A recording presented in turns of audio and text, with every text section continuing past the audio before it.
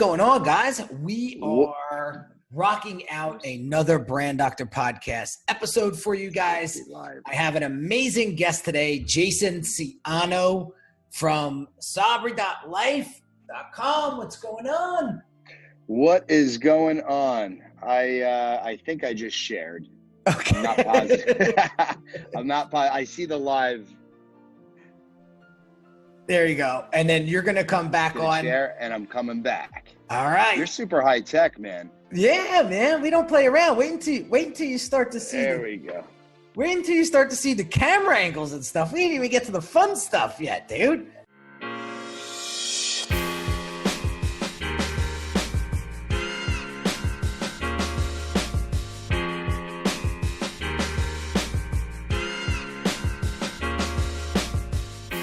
Yeah, dude, I'm excited. I got C Money with me on my end. I'm gonna turn this around so you get to see C Money. Yeah, we got our camera going too there. Nice. So we're ready to rock. Nice. So for those of, I feel bad because the people that are going to be listening to this on the podcast are going to be like, I don't see anything. But the cool thing is we actually take this podcast and we produce a really cool video with it. So for those of you guys that want to catch the video side of things, we will be, you'll see that on my YouTube in a few days. We're also Facebook Live in it. So I want to say what's up to all my Facebook fans. And for those of you that are watching on Facebook, if you have any questions during the show that you want me to ask Jayson, now's the time to do it. I love to make these podcasts and these Facebook Lives as interactive as possible. So let's get into the show, my friend. So I want to take it back. I want to take it back to the very beginning. I love hearing people's backstories on how they built their brands, why they started their brands, and how the hell did you get here today? Absolutely. Listen, that's the beauty of this conversation that we're having. So I started 18 years ago in the commercial real estate business, and I primarily focused in the retail side of the industry. I went to work for a boutique firm on Long Island called Breslin Real Estate. What's interesting is that I actually interviewed Wilbur Breslin today for my podcast. And yeah, it's awesome. And Wilbur is in his early 90s. He pioneered retail development in Long Island specifically, but even beyond that. So I started in the business at the end of 2000. And a lot of people don't really understand what retail real estate is. So, I would assume it would make sense to kind of describe that a little bit to your audience. So, please. Yeah. So we primarily focus on obviously retail space, restaurants, fitness, a lot of service oriented stuff. So early on in my career, I actually pitched the Starbucks account. And I've been their exclusive broker since. So I've opened about 150 Starbucks locations between New York and New Jersey. Wow. And you're based in New Jersey, right? So you're probably stopping by our Starbucks to get caffeinated along the way. A few years after landing the Starbucks account, I pitched a concept that I found in LA while I was visiting a friend called Chipotle. And that little chain called Chipotle. Totally, this little chain called Chipotle, and I had the joy of meeting with Steve Ells before Chipotle was Chipotle, and I actually brought them to New York. So that was one of my early accomplishments, and from there, I personally have been responsible for bringing a lot of different national companies into new markets. I've had different, stints at different organizations. I left Breslin in 2006 to spearhead the retail services group for CB Richard Ellis, which is one of the largest commercial real estate firms in the world. And I was there for about 4 years, and then I decided to start my own company, which is Sabre Real Estate, and actually stands for, a lot of people don't know this, but it stands for Siano and Breslin Real Estate. So I ended up full circle with my mentors, and we now are a dominant retail and investment sales firm, consulting and brokerage firm based out of New York and New Jersey. And that's what we do. That is awesome, dude. So where'd the passion come from? Like, how did you pick, commercial retail? And how did that all come about? Totally. So I love that question. So, when I started discovering my real interest and passion for real estate, I always knew that it wasn't residential, just didn't really excite me. The single family home thing didn't really excite me. So I started to, seek out other options in the real estate field. Eventually, I ended up meeting somebody who owned a shopping center, and the concept of a individual owning a shopping center was so foreign to me and so interesting. So, all of us drive through shopping centers every day of our life, and have since we're little kids in the backseat of our parents' car, right? But it never dawned on me that an individual can own an asset like that. So the minute I started to really understand a little bit about the retail real estate world, in addition, I'm also a former DJ and nightclub promoter in New York, the Hamptons, Miami. So the restaurant industry was always near and dear to me. Fortunately, in the retail, world, restaurants are a big part of that, especially today, as traditional soft goods retailers start to slow down a little bit based on the internet and everything else that's going on in the industry. It's become a lot more restaurant, hospitality, F&B, fitness, all the things that I personally enjoy in my own life. So in a lot of ways, the market is changing drastically, but it's coming to me and Sabre and what we do really well and what we focus on. So that's really how I started.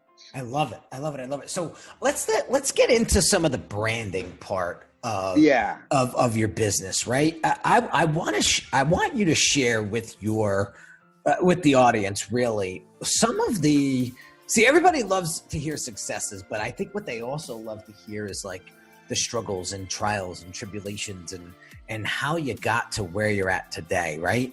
And so what were some of the challenges that you faced as you were building this brand of yours, to this level?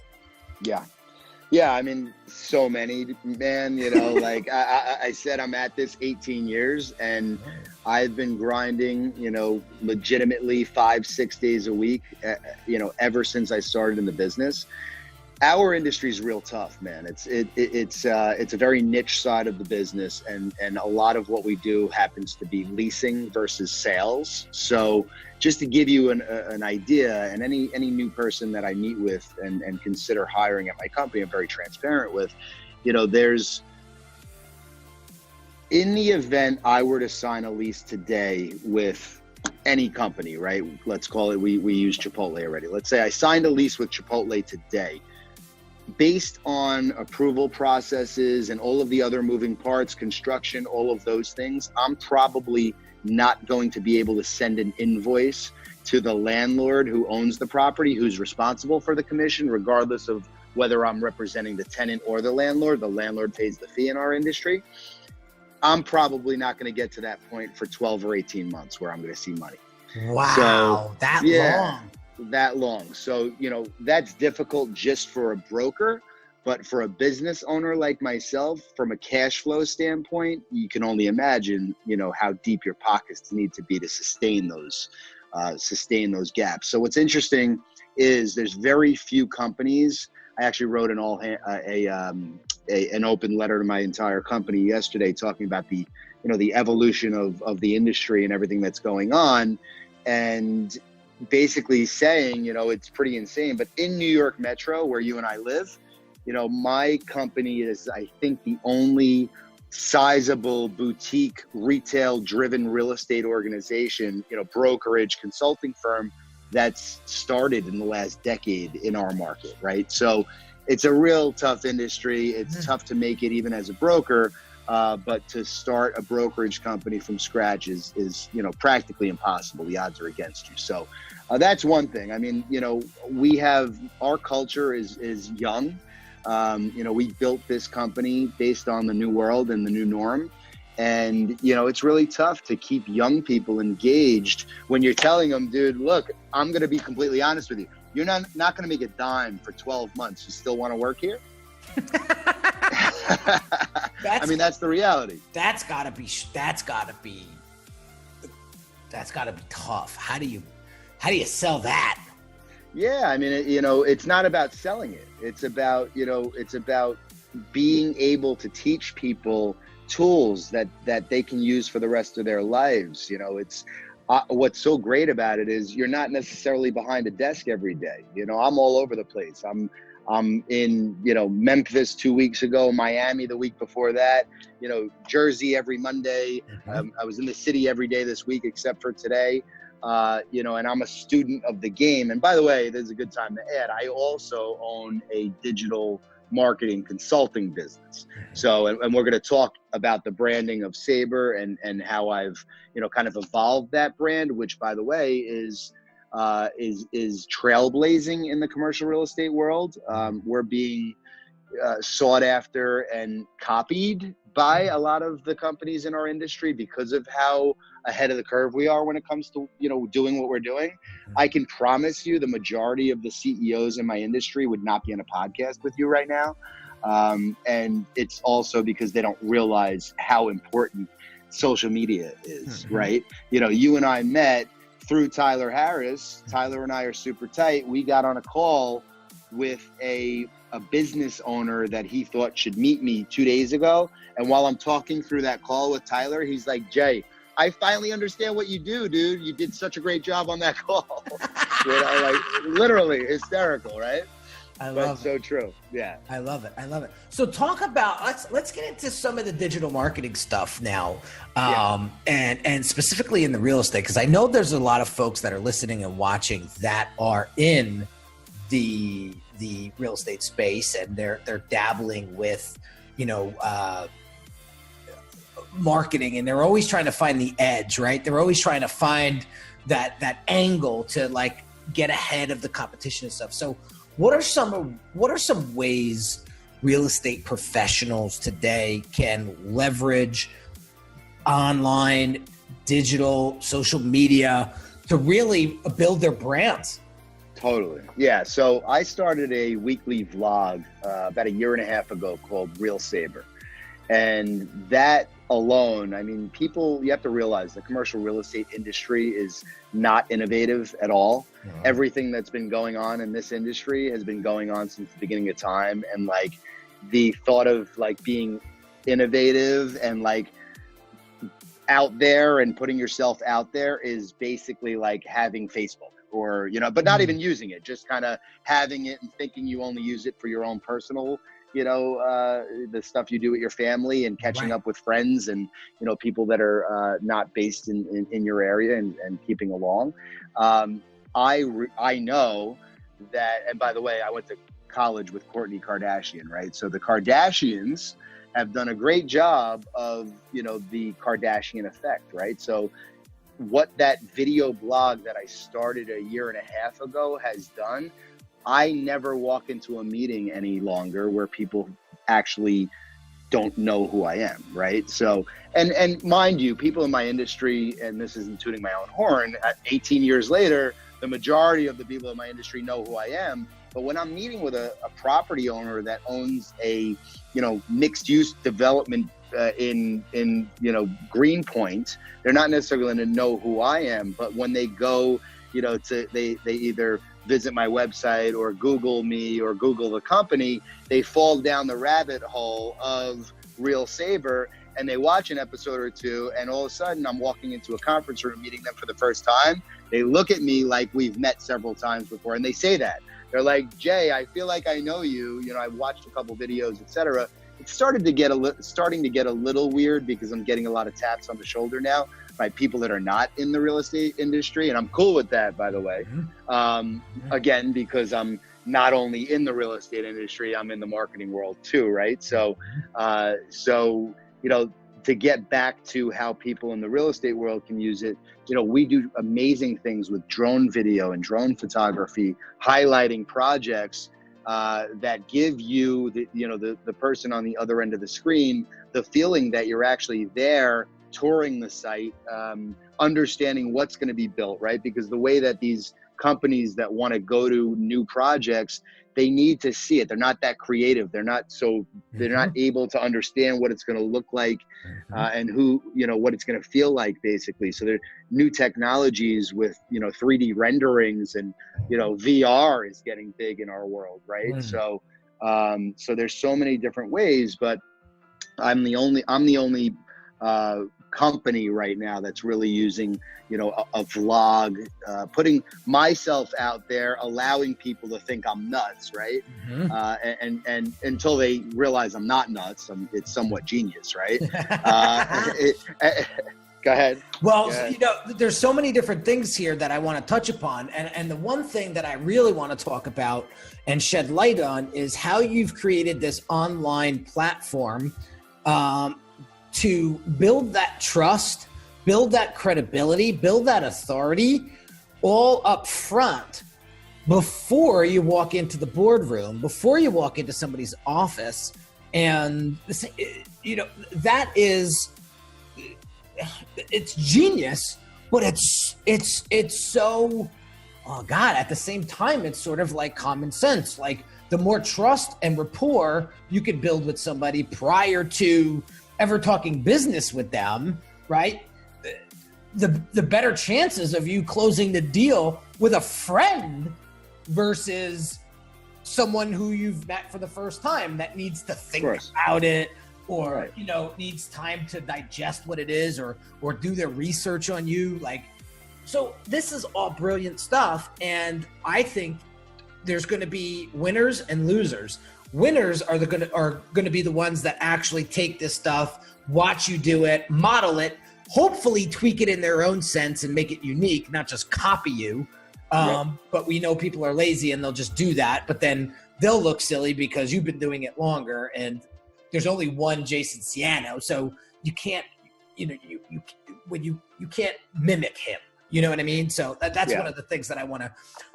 And the folks that are going to lose are the ones that are going to think that I'll just keep doing the same thing over and over, day in and day out, year after year, and expect a different result. Like, the definition of insanity. Insanity, exactly. Yeah. So I love that you're changing with the times, you're innovating, you're bringing new trends into an old industry, and you're just absolutely crushing it. I mean, it's just, how else do we say it? If you're not moving with the times, you're going to be swept under the rug. Yeah, but so here's the thing, right? So everything that we do, the newsletters that we do, right?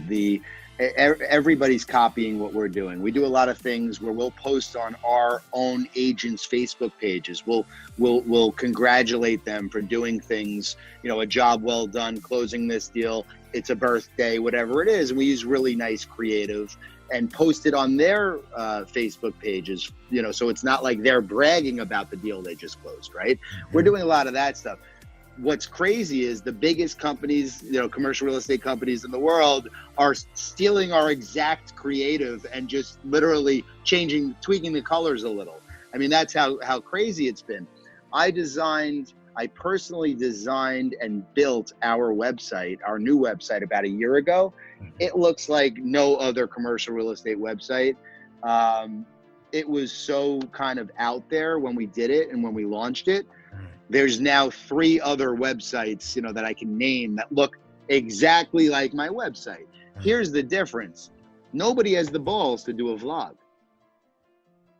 It's simple. Right. It's simple. And here's why. Because everybody's afraid to be themselves. Everybody's afraid to put themselves out there and get, worry about what is this person going to think, right? What is this person going to think? And that's so crazy to me, honestly. It's sad, right? Tyler and I talk about this stuff all the time, right? Being the one you. He was saying it when we were together at dinner, right? Right. I mean, people are afraid to be themselves. They are the, career person, right? And they act a certain way in their career. They're the family person. They act a certain way in their family. They act a certain way on their Instagram. They act a certain way on their Facebook, right? They act a certain way, in different compartments of their life. If people were not afraid to be themselves through each compartment, right, they'd probably be happier in all of them. Yeah. Now, the reality is that they run the risk of clients and employees and people in their industry saying, I didn't realize Jay has tattoos. I can't believe it. I'm using tattoos because just switched angles and I love your sleeves. So, but honestly, when I started out 18 years ago,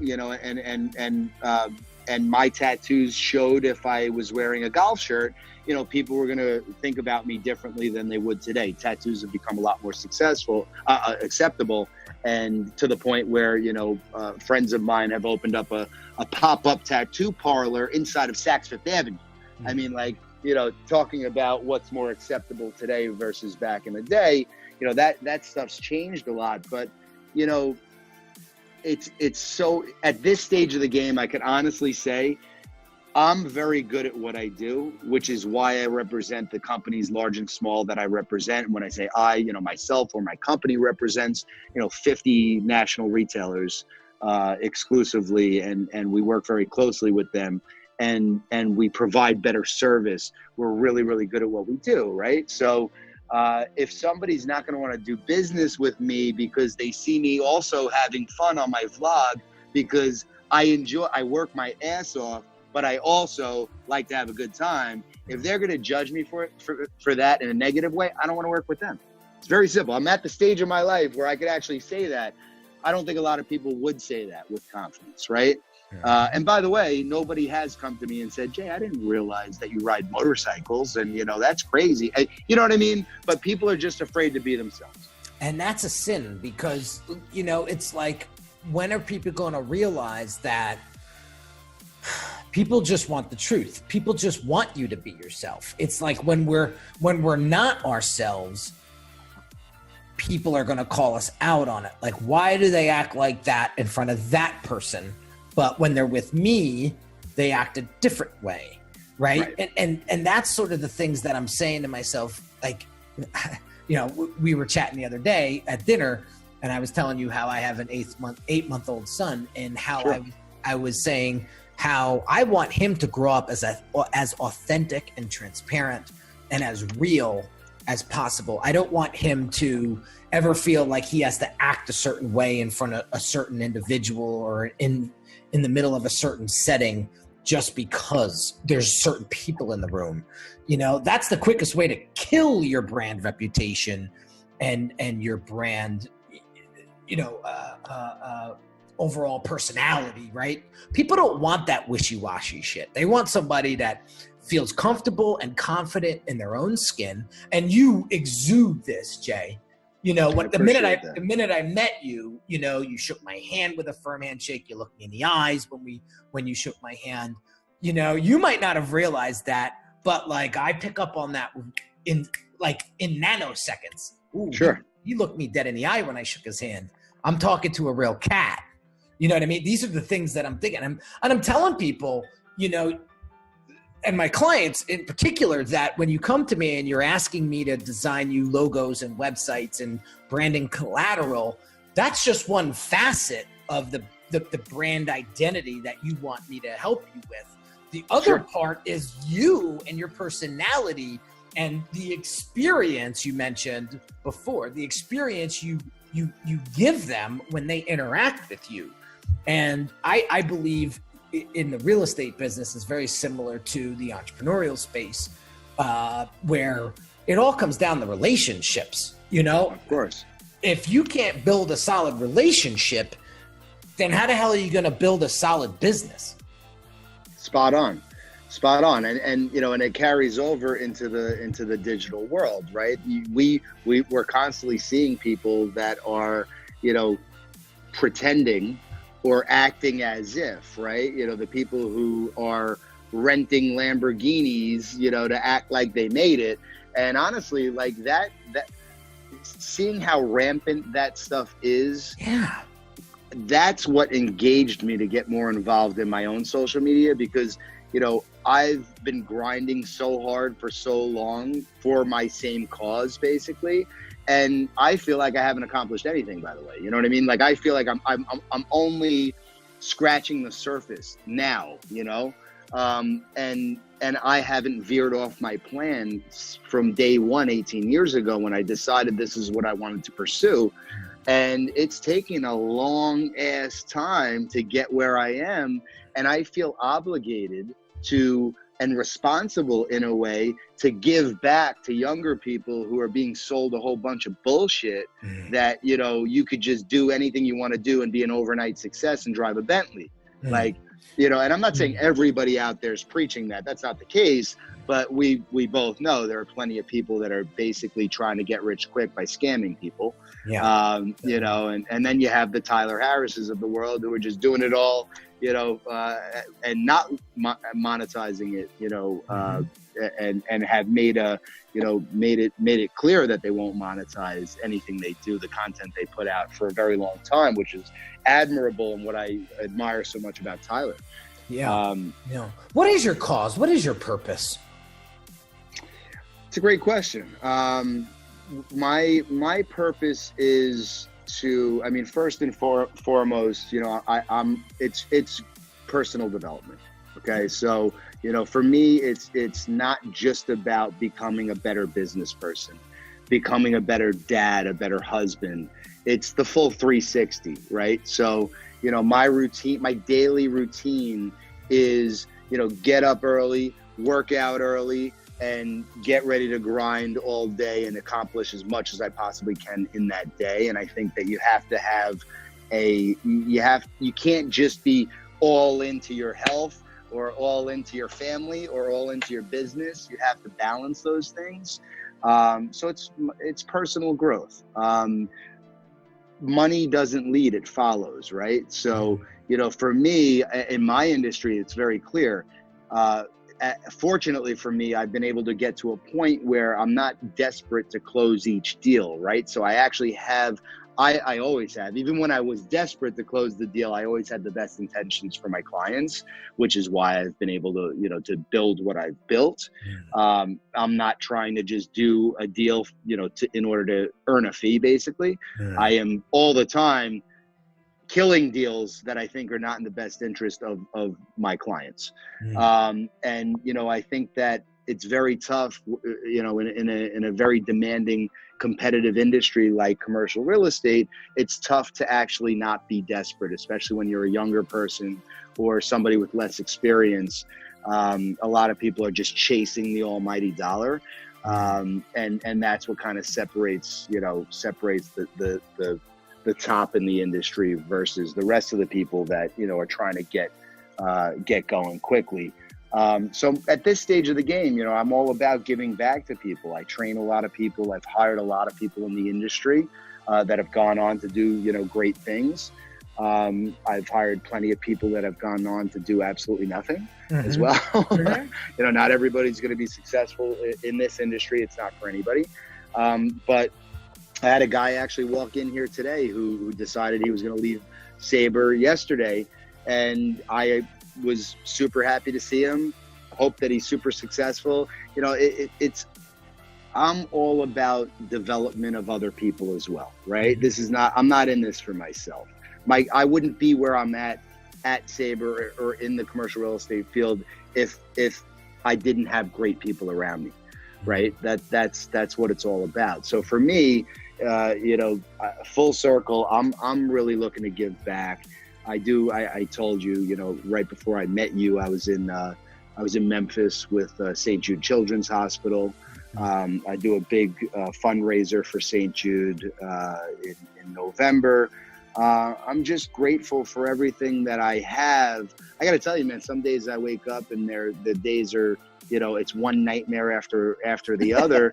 And it's actually how today started, right? But, you know, people know me to have a smile on my face at all times, man. And I look at the positives maybe sometimes to a fault. I'm always looking at the positive in the world, right? Unfortunately, my wife's grandmother passed away 2 days ago, and 2 weeks before her 100th birthday. And we all have tickets and we're ready to go to Florida to visit her and celebrate her 100th birthday. And, now obviously the funeral and everything will be next week. And, she lived 100 years on this planet with never touching a hospital or an assisted living facility, or with her family around her, like, so blessed, right? Like, just, I look at that as a celebration of an amazing life.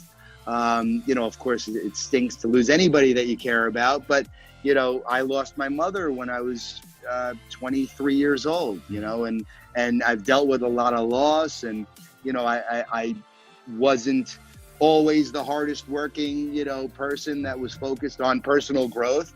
I've done a lot of stupid things, when I lost my mother, and definitely went down the wrong path, and, was hanging out with the wrong crew, so to speak. And, and felt like I had the best excuse ever. I just lost my mom. I can get away with murder, basically, right? Anything, yeah.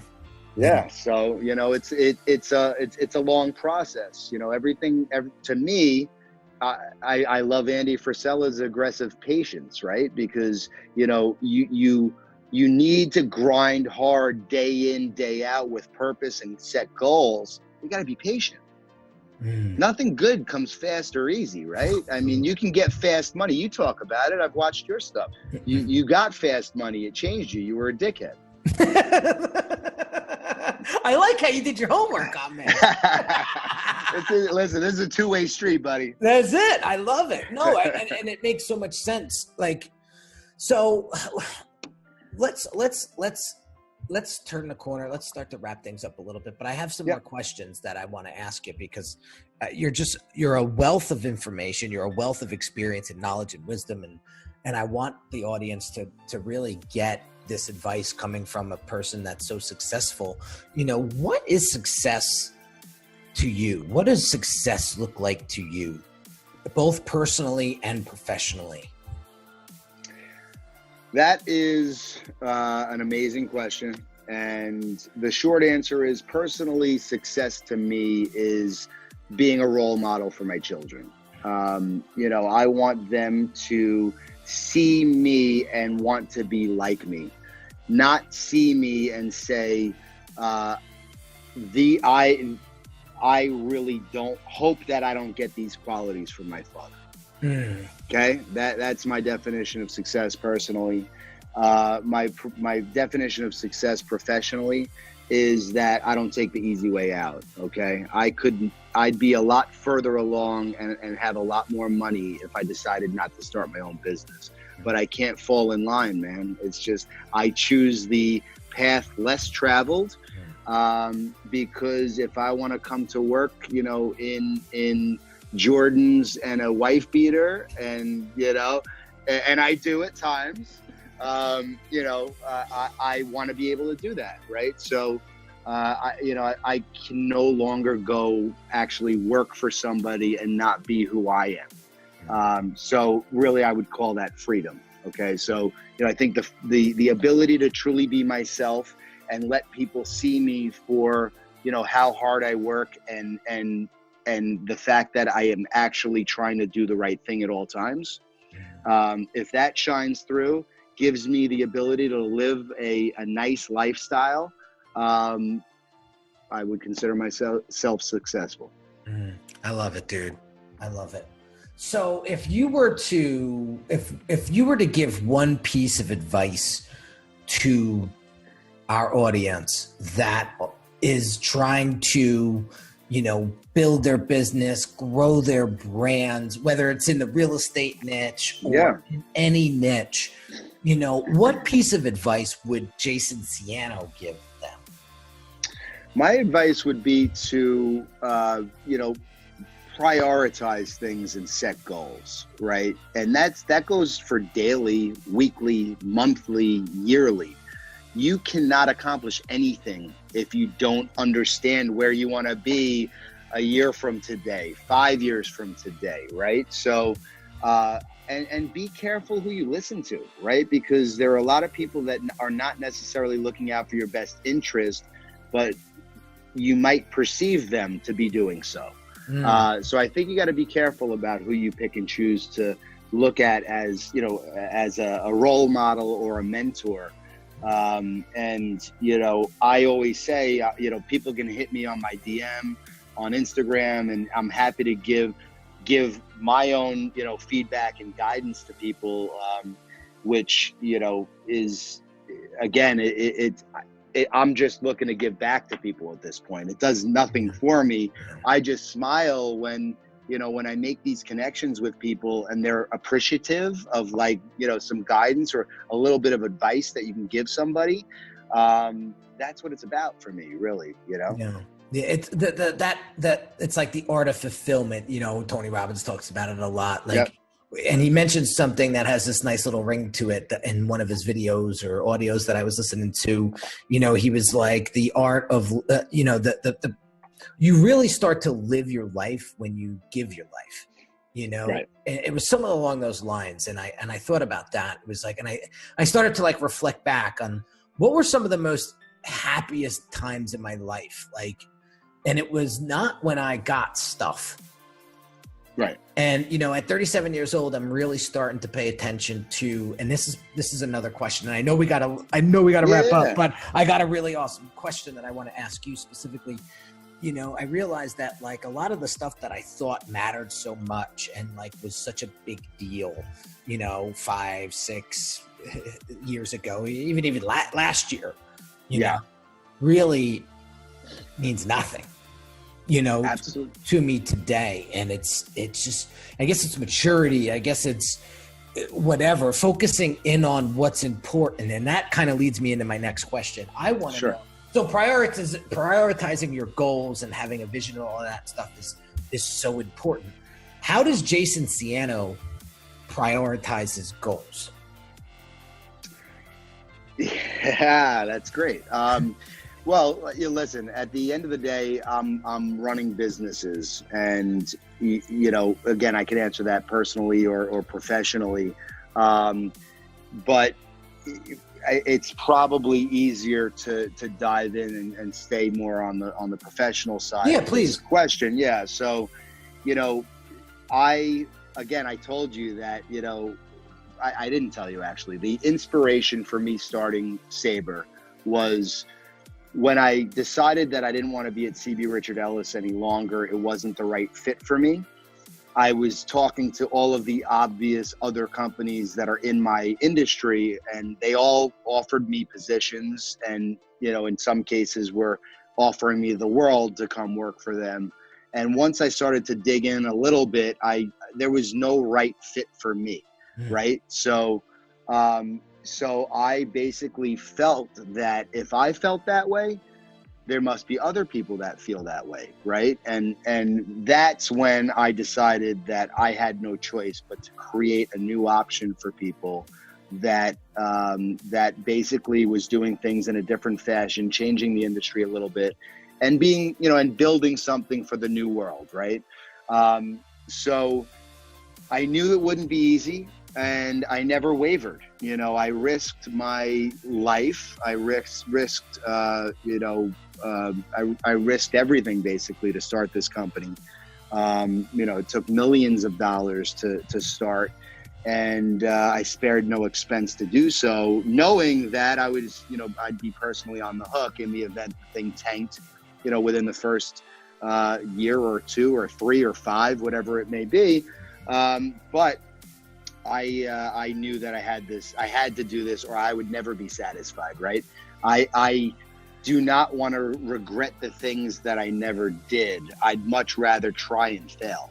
And I think that a lot of people, you know, this goes back to being yourself, and, you know, everything that we've kind of touched on here. But, you know, I don't take the easy way out of anything, because, you know, I know what I'm capable of if I dig deep, and I want to do things that offer other people opportunity as well, right? So that was the inspiration to start Sabre.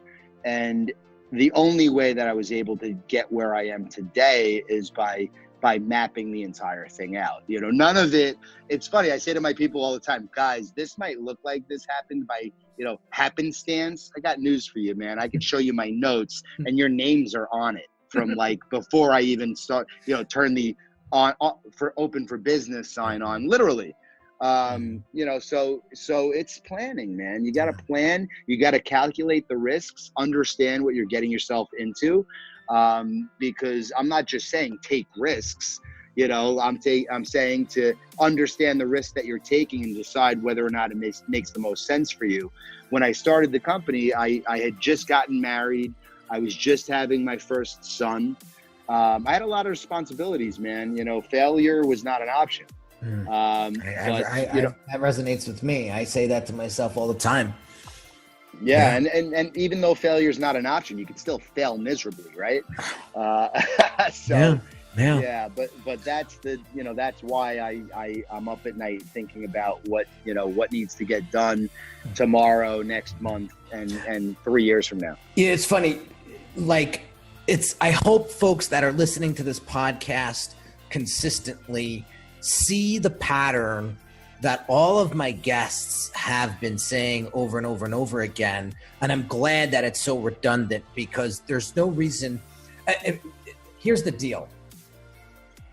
My last podcast guest said the same exact thing you said. You have to plan, you have to strategize, you have to foresee, you have to visualize, you have to do all of these things. You can't just jump into something and cross your fingers and close your eyes and say, I hope this works. Like those days are over. Like I was talking, man. I had a team building meeting on Mondays. This past Monday, I have them every Monday, but every 2 weeks we have the big team meeting, right? And I said very specifically to my team, the room for error, it gets smaller and smaller by the day. There is way too many options out there. And if you give someone one bad experience, there's 50 people behind you waiting for the opportunity. And absolutely, you can, until you become the subject matter expert that stands so far distant from your competitors, there's no room for error. And I told them, I'm not trying to scare you here. I'm just giving you the reality. Sure. If we want business for years and years and years to come, it comes down to customer experience. That's what our brand is all about. That's what I'm preaching to all my clients about. That's what I'm teaching my clients. If we can't provide that, then we're hypocrites. And absolutely. So I was very, very, direct and clear with that. And they got the picture, and there were some like little tiny things like, I'm anal when it comes to process. If we don't follow the process, like you have to trust the process or else your business will just crumble. And if we're not following the process to the T, you're leaving room for error. And that's why I believe process is so important in your business. But I love what you said when you said you have to plan. You have to strategize. There's so many folks that come to me and they think they need a new marketing funnel or a logo and a website, when what they really need is a foundation. They need a rock to build this business on. And before they could get into that other stuff, like the identity part of things, you really got to know who the hell you are and who you're serving and why you're serving them and what makes you different. And I pull all of these questions out of them and they're like, holy shit, we're weeks away from a logo and website design. And we are. Let's do the baseline stuff first. Let's set you up for success, because God forbid a hurricane comes through, right? And we want your house to be standing at the end and not be a disaster, Sure. And that's what's happening. People are just jumping the gun, and it's like, well, listen, a logo is not a brand, right? I mean, there's so much, that's the thing, right? So there's so much more to it. So, what the reason you're successful is because somebody can come to you thinking they need something And once you ask them all of these questions to truly understand what they need, it might be very different from what they think they need. And that's why you're a professional. Well, they come self-prescribed all the time. And I tell them, if I were to listen to you based on what you're saying, right, it's no different than you going to the doctor and asking him to do knee surgery on you when really, like, your leg needs to be amputated. Right. Yeah. Right. Like, thing, you know, it's the same thing. So my philosophy that I got from Blair Enns was prescribing before diagnosing is malpractice. And you have to diagnose before you prescribe a solution or strategy. You know, people come to me, and if I were to just say to them, take 2 of these and call me in the morning. Well, but wait, you know, you didn't even give me a chance to, like, it's the same thing. So I posted on Facebook, Instagram today, you know, people will determine your value based on the questions that you ask them. When you can get them to think differently, or think, I shouldn't say differently, but deeply. You know, I saw your reaction when I was firing these questions at you, and you were like, whoa, you know, I got to think about that one for a second. Give me a minute. Yeah. Right. And that's my purpose. That's my cause. If you can help people find their purpose and drive them to it and help them get to where they need to be quicker by solving those big problems, they're going to be a forever client. And absolutely, that's what I want my clients to be for their audience and their clients. And so that is, this was a great episode, dude. There's one thing I want to add before we close this up, and you know, talking about your audience, and you know, I talked a little bit about what people I think need to do to be successful, but you know, I think there's a little bit of an epidemic with everybody wanting to be an entrepreneur. Okay. And premature entrepreneurism is a disservice to that person and the rest of the world. So what I want to leave everybody with on this call, on this podcast, is that if you want to start a business doing something, at least be good at it before you do that, please. Because here's the reality, right? If you're not good at it, you're going to fail. Okay. It's very simple. Whether you fail in 12 months, 24 months, 36 months, whatever it is, if you're not actually good at it before you decide that you're going to start your own company to do it, it's inevitable. You're going to fail. This is a harsh truth that everybody needs to hear. Okay. I spoke to somebody who's a big person, big following on social media. They're in a business, and the dude spends no time at his company. And I was like, you know, talking to him about it. I'm like, what do you spend your time doing? And, you know, basically every other day he's on a private jet going here, going there, right? All this stuff. I said, you know, what's your purpose? Do you want to be the best XYZ? You know, I'm not going to say what it is, but do you want to be the best at what you're doing, what your day job is? Or, you know, is it something else? And, you know, he kind of fed me a line of bullshit, and it was pretty obvious, trying to pretend that he wanted to be really good at that. Calls me like 2 weeks later. He's like, yo, I'm shutting my business. You're right. This isn't for me. I want to do this, that, and the other, and whatever, right? So I was happy that I was at least helpful for him to realize. He clearly didn't want to do that, you know, before he and I had that discussion, obviously.